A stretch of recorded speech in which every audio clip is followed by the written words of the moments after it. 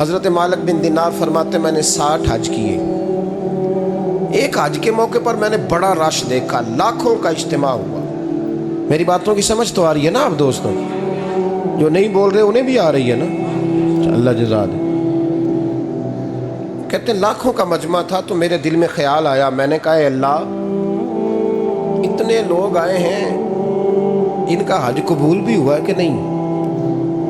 فرماتے ہیں میں سوچ رہا تھا تو رات کو نا خواب میں نے کسی کہنے والے کو کہتے ہوئے سنا کہ سب کا قبول ہو گیا ہے. بلخ کا رہنے والا محمد بن ہارون بلخی ہے، اس کا حج قبول نہیں. فرماتے ہیں شہروں کے علیحدہ علیحدہ خیمے لگتے تھے. اب بھی آپ حج کرنے جائیں تو پاکستانیوں کی رہائشیں علیحدہ ہوتی ہیں، انڈین کی علیحدہ، بنگلہ دیش کے علیحدہ، مصری، یمنی، سب لوگ علیحدہ علیحدہ رہائشیں ہوتی ہیں، جھنڈے لگے ہوتے ہیں ملکوں کے. کہتے ہیں میں نے سویرے اٹھ کے ڈھونڈنا شروع کر دیا. ڈھونڈتا ہوں وہ بندہ ملے. کہتے ہیں جہاں بلخ شہر کے لوگ رہتے تھے وہاں چلا گیا تو میں نے لوگوں سے پوچھا تم میں محمد بن ہارون بلخی کون ہے؟ لوگ کہنے لگے وہ تو بڑا نیک آدمی ہے، پرہیزگار ہے، بڑے بولے بالے، بڑے اللہ والے.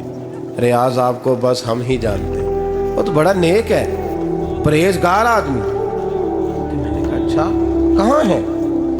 انہوں نے کہا پہاڑ کے پیچھے اس نے خیمہ لگایا ہوا ہے، ساری رات عبادت کرتا ہے، سارا دن روزہ رکھتا ہے، قائم اللیل ہے، صائم الدہر ہے. کیا بات؟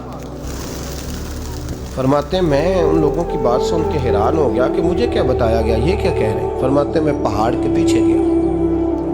حضرت مالک بن دینار علیہ رحمہ فرماتے ہیں جب میں وہاں پہنچا تو میں نے اس شخص کو مصلی پہ بیٹھے دیکھا. کثرت عبادت کے آثار اس کے وجود پر نظر آ رہے. سیدھا بازو اس کا کٹا ہوا تھا. فرماتے 2 رکعتیں مکمل کر کے نا میں نے اسے السلام علیکم کہا تو مجھے کہنے لگا وعلیکم السلام، آپ مالک بن دینار ہیں؟ میں نے کہا بڑی اس کی فراست ہے. فرماتے پھر اس نے ٹھنڈی سانس لی، کہنے لگا آپ کو خواب آئی ہوگی کہ میرا حج قبول نہیں ہوا. فرماتے ہیں مجھ پر اور بجلی گری کہ کیا کہہ رہا.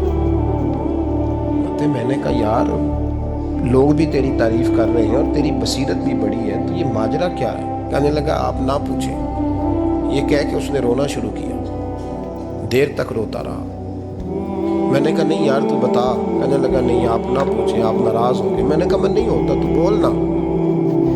کہنے لگا حضور 24 سال ہو گئے مجھے حج کرتے ہوئے، 24 سال، 24واں حج ہے میرا، اور ہر سال کوئی اللہ کا ولی آ کے بتاتا ہے کہ جا چلا جا تیرا کوئی نہیں قبول.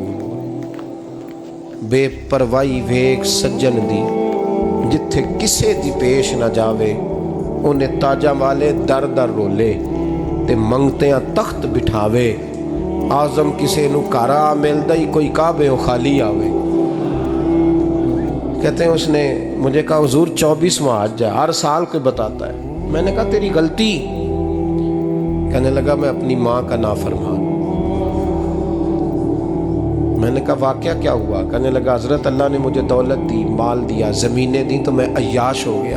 امام مالک بن دینار رحمۃ اللہ علیہ فرماتے ہیں مجھ سے کہنے لگا پیسے آئے تو میں عیاش ہو گیا.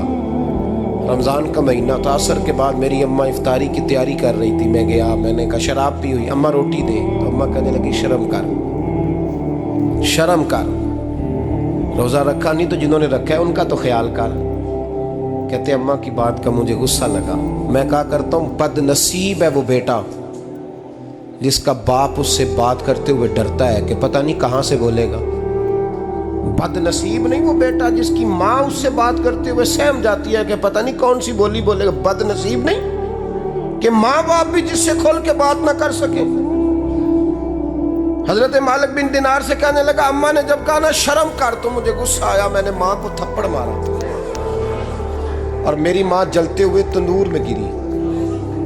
لوگوں نے مجھے پکڑ کے اندر بند کر دیا کمرے میں.